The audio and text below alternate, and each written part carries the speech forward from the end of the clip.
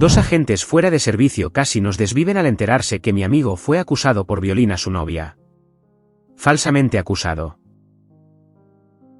Hace unos días estaba escuchando algunas historias en YouTube y una de ellas me hizo recordar una experiencia que tuve con un amigo hace mucho tiempo, algo que ya casi había olvidado. Esto sucedió hace más de 20 años, cuando teníamos alrededor de los 18 años. Aquel día, lo recuerdo bien porque estaba lloviendo, nos fuimos a su casa para jugar a la PlayStation y tomar unas cervezas. Estábamos jugando FIFA y apostábamos, cada gol significaba beberse un vaso lleno de cerveza. Yo era bastante malo jugando, así que terminaba bastante perjudicado algunos días. Esa noche, entre la 1 y las 2 de la mañana, ya estábamos algo mareados y se nos acabó la cerveza. Le dije que en mi casa tenía más, así que decidimos ir a buscarla. En ese tiempo, ambos vivíamos con nuestros padres y nuestras casas estaban a unos 10 minutos caminando una de la otra.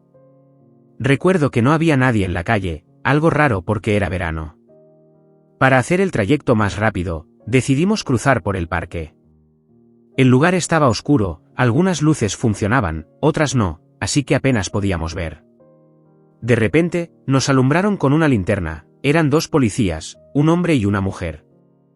Nuestro barrio tenía cierta reputación de ser inseguro, con algunos robos, peleas en los bares y alguna que otras sustancias, pero nada fuera de lo común para otros barrios. Los policías nos pararon y nos pidieron identificación. Nos hicieron las preguntas habituales, si llevábamos drogas o armas. No era la primera vez que la policía nos detenía, así que ya estábamos acostumbrados. Les dijimos la verdad, que estábamos en casa bebiendo cervezas y que íbamos a la mía a buscar más. También nos preguntaron si teníamos antecedentes. Yo nunca me había metido en problemas, salvo ser descubierto por la policía bebiendo en la calle, pero ellos solo nos advertían, diciendo que la próxima vez nos multarían. Eso sí, se llevaban las cervezas cerradas y nos tiraban las abiertas. Sin embargo, la situación era diferente para mi amigo. Él sí tenía antecedentes, algo que nos había contado muchas veces, especialmente cuando la policía nos detenía. La historia tiene que ver con su novia de entonces y los problemas que tuvo con sus padres. Según lo que él nos contaba, nunca fue bien recibido por ellos, tal vez no les caía bien. Vivíamos en el mismo barrio, y cada vez que nos cruzábamos con los padres de ella, apenas nos hablaban y siempre nos miraban mal. No era mi problema, ya que no era mi novia, pero sí sabía que la relación estaba tensa. Después de varios meses de relación, un día mi amigo vino preocupado porque su novia había tenido un retraso. No se sentía preparado para ser padre y estaba pensando en desaparecer. Sí, sé que no fue una reacción madura, pero en esa época éramos bastante inmaduros. Los padres de ella, al enterarse de que estaba embarazada de 2 meses, comenzaron a presionarlo. Eran personas tradicionales y creyentes, y querían que ambos se hicieran responsables y se casaran. Mi amigo se negó rotundamente. De un día para otro, mi amigo desapareció y no volvimos a saber de él hasta 6 meses después, cuando regresó y nos contó lo que había pasado. Los padres de su novia lo habían amenazado, insultado y acosado, haciéndole la vida imposible. Finalmente, le dijeron que o se casaba o lo meterían en la cárcel. Él no tomó en serio la amenaza, pensó que se cansarían en algún momento. Pero poco después, descubrió que lo habían denunciado, lo acusaron de violación. En aquel entonces, y como pasa ahora, las leyes parecen estar hechas para joder a los hombres. Con tan solo una palabra, puedes terminar en el calabozo, sin que se hagan preguntas ni se presenten pruebas concretas. Lo sé, es absurdo, pero así funcionan las leyes en este país, y en algún otro más.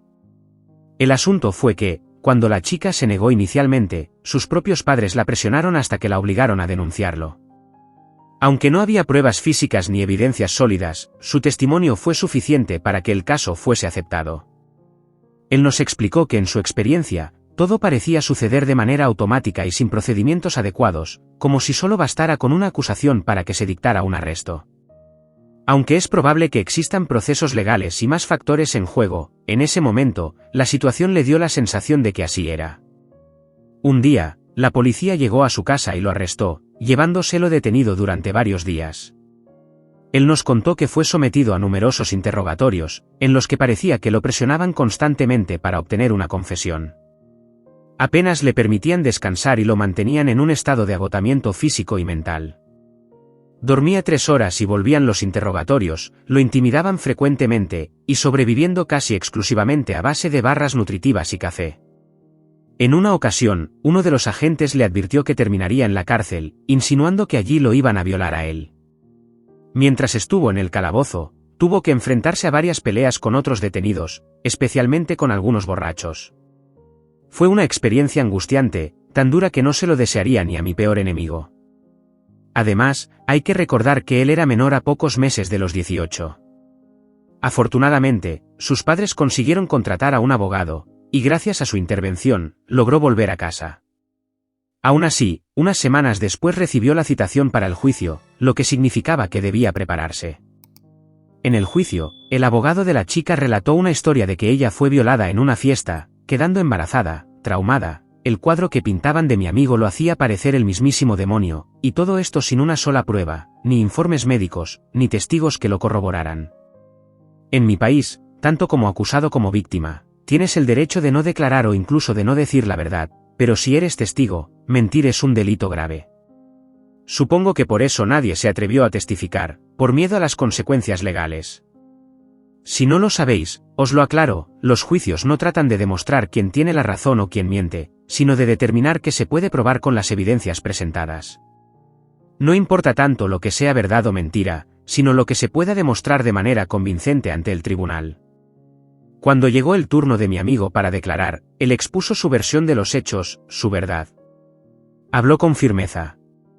Que ellos eran novios, que se habían acostado muchas veces, pero siempre fue con consentimiento. Presentaron fotos, vídeos, mensajes y otras pruebas que demostraban claramente que estaban en una relación.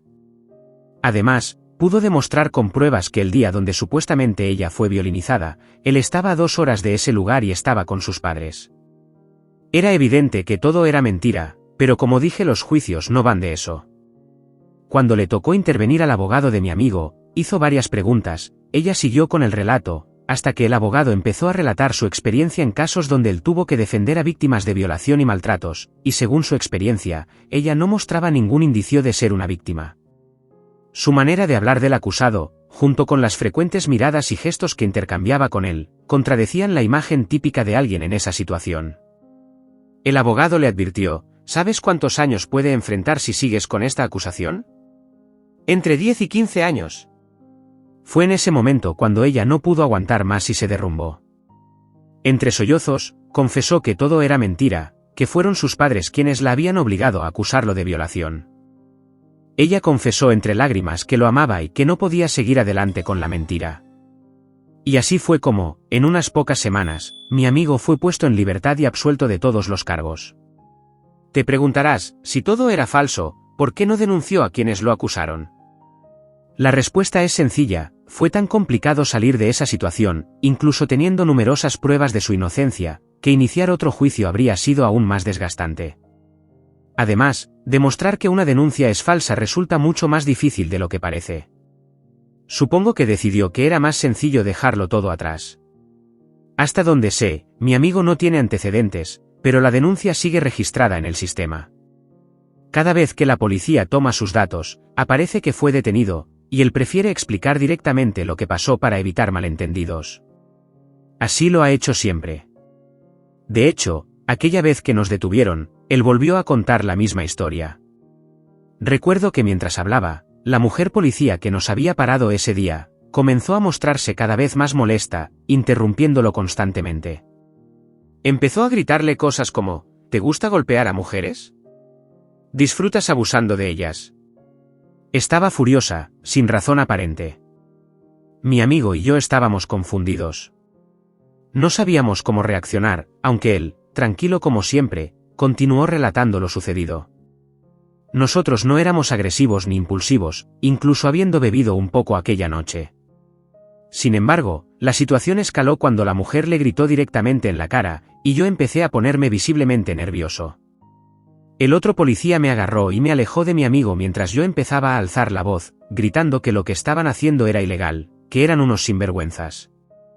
No recuerdo exactamente qué más dije en ese momento de rabia y confusión, pero de pronto ese hombre me dio un golpe seco en el estómago. Sentí como si el aire hubiese sido arrancado de mis pulmones y caí al suelo, intentando respirar, sin éxito. Desde el suelo, vi como mi amigo recibía golpes de la mujer, que lo tenía acorralado. Fueron unos 10 o 15 segundos interminables hasta que por fin recuperé el aire, aún con el dolor ardiendo en el pecho. En ese instante, me vino a la mente una conversación que habíamos tenido en una de esas charlas filosóficas que solían surgir cuando bebíamos con los amigos. Uno de nuestros colegas nos contó que, después de salir de una discoteca y habiendo bebido de más, se quedó sin dinero y tuvo que regresar a casa caminando. Lo último que recordaba de esa noche era que estaba orinando en un arbusto cuando apareció la policía. Él, sin querer problemas, intentó explicarse, pero lo arrestaron de todas formas. Lo llevaron a un descampado, le dieron una paliza y lo dejaron ahí tirado. Despertó 2 días después, herido y desorientado. Intentó denunciar lo ocurrido, pero como no tenía pruebas, no recordaba las caras de los policías ni la matrícula del coche, la denuncia no llegó a nada. Esa no era la primera vez que escuchábamos historias similares, y lo más preocupante es que venían de personas de distintos barrios. La impunidad parecía generalizada.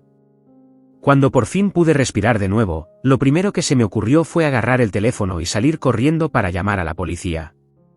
Irónico, ¿no os parece?, llamar a la policía porque otros policías nos estaban golpeando.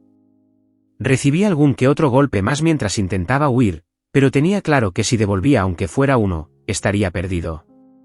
Sabía que ellos podían pegarte, insultarte, abusar de su autoridad, y nada les pasaría. Pero si tú respondías, si les tocabas siquiera, sería considerado agresión a un agente. Y ahí sí que estarías jodido. Recuerdo haber escuchado a alguien decir una vez, si tú les pegas, vas preso. Si ellos te pegan, les dan una medalla. Lo de la medalla puede ser exagerado, pero la realidad es que, si nadie se entera, ellos se salen con la suya. Mi amigo estaba tendido en el suelo, sangrando, mientras la mujer le daba puñetazos sin piedad. Yo, por mi parte, estaba recibiendo golpes del otro agente. Caí al suelo otra vez, y en ese instante supe que tenía que reaccionar, hacer lo que sea.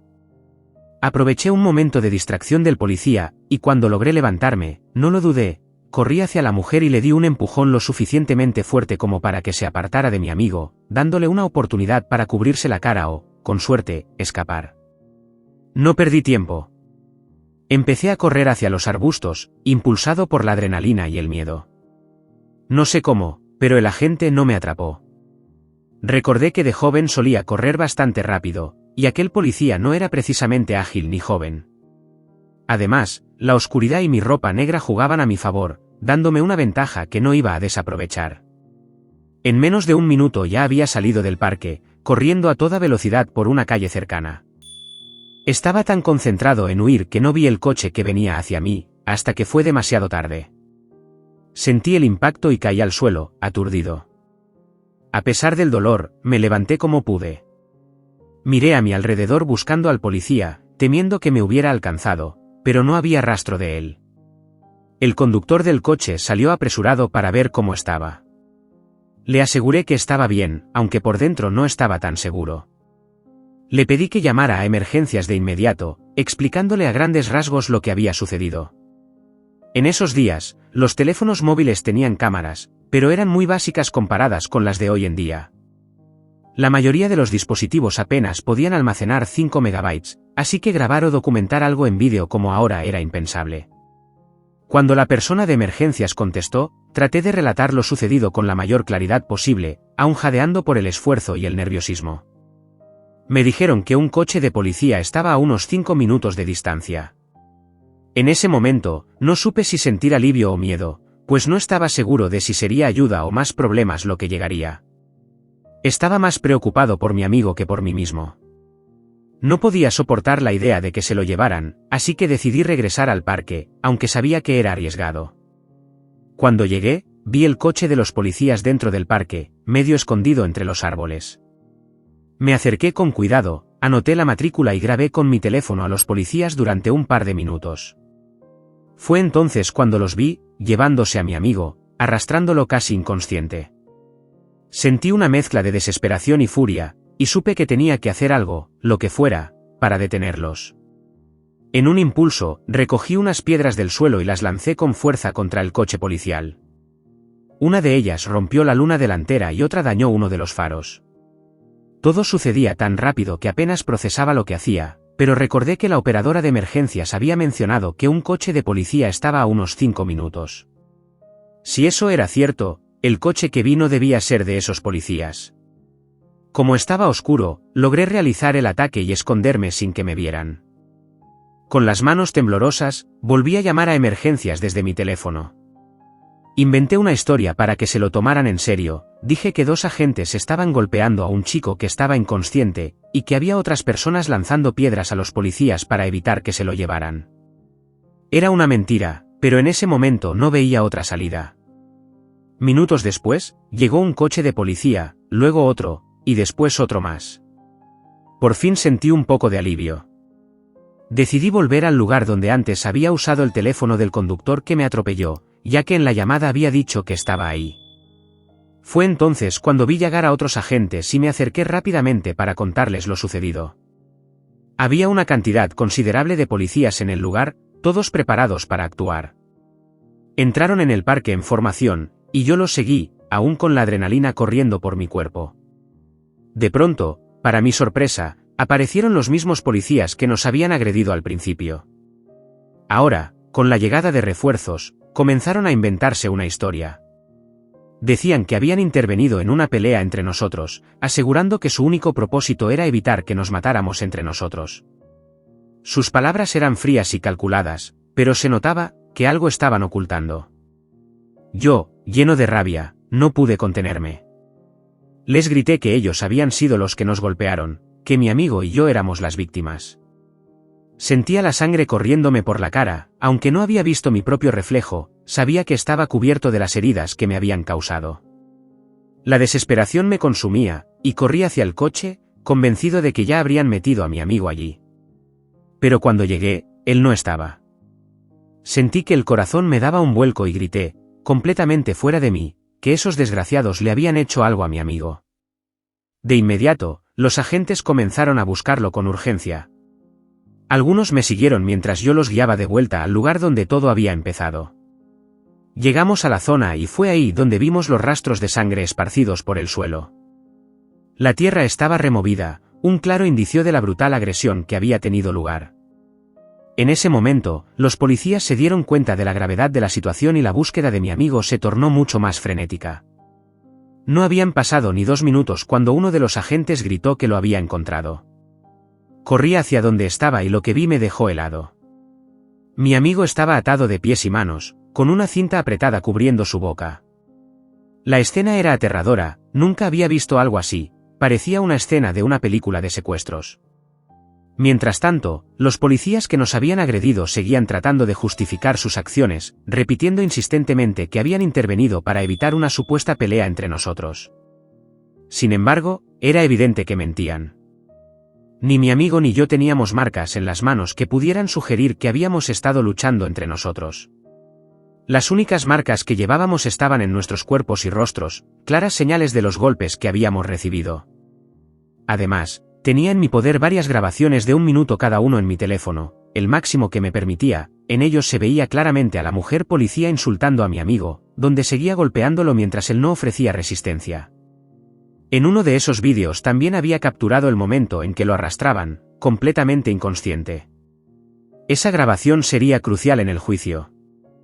Cuando finalmente llegó la ambulancia, no podía dejar de pensar en lo que hubiera pasado si no hubiera hecho nada. ¿Nos habrían matado? ¿Nos habrían dejado tirados en el suelo tras una brutal paliza?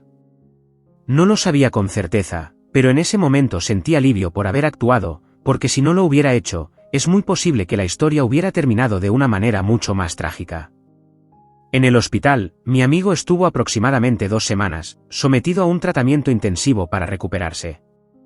El médico nos contó que él había sufrido múltiples fracturas en las costillas, específicamente en las costillas inferiores del lado derecho, que estaban fracturadas en al menos 3 lugares, su rostro estaba gravemente hinchado y amoratado debido a varios golpes directos, lo que causó hematomas extensos en los tejidos blandos de su cara. Las radiografías mostraron fracturas en el hueso de la mejilla y en el hueso nasal. El informe médico también indicó fracturas en el hueso del brazo y el esternón. Los médicos también tuvieron que monitorear de cerca la función pulmonar debido a las fracturas en las costillas, para asegurarse de que no hubiera complicaciones. El proceso de recuperación fue largo y doloroso, requiriendo tanto de cuidados médicos continuos como de apoyo psicológico para manejar el trauma emocional asociado con el incidente. En cambio, yo estaba bien y salí a los 2 días de entrar, lo único fue que me tuvieron que poner 4 puntos en la cabeza, no estoy seguro si fue por uno de los golpes que recibí o por el atropello. Pasamos varias semanas testificando ante las autoridades. Teníamos las grabaciones que hice, nuestras declaraciones, y la de varios policías, incluido las del jefe de policía que había estado presente en el día del incidente. Fue entonces cuando nos enteramos de que esa pareja de agentes ya tenía varias quejas formales en su contra, varios expedientes por uso excesivo de la fuerza y mala conducta. Lo más grave es que, en el momento de la agresión, ni siquiera estaban de servicio. Al final, esos 2 policías fueron acusados de agresión, secuestro, y otros delitos graves que ya no recuerdo bien. El juicio terminó con una condena de 11 años de prisión para cada uno, además de ser despedidos del cuerpo de policía. Para nosotros fue un alivio, aunque el trauma y el miedo no desaparecieron tan rápido. Durante un tiempo, varios medios intentaron entrevistarnos sobre lo sucedido, pero siempre nos negamos. Fueron tantas veces que ya ni recuerdo cuántas. Con el tiempo, el asunto fue olvidándose poco a poco, aunque para nosotros jamás desapareció del todo. A pesar de todo, mi amigo y yo seguimos siendo amigos, y este sigue siendo, sin duda, lo más loco que hemos vivido juntos. Lo curioso es que, al final, mi amigo terminó casándose con su chica, la que lo denunció. Hoy tienen 2 hijos. Así que, a pesar de todo el caos y la violencia, la vida siguió adelante de una manera inesperada. A veces, la línea entre ser víctima y sobreviviente se traza en los momentos en que decides no quedarte en silencio, aunque el miedo te diga lo contrario. Pudo haber salido todo mal, quizás, pero al final, solo es una historia de hace 20 años. Como pasa el tiempo, ¿verdad? Gracias por escuchar a este viejo. No olviden beber mucha agua. No olvides un like, un comentario y suscribirte para más historias como esta. Gracias por tu apoyo, nos vemos en el siguiente vídeo.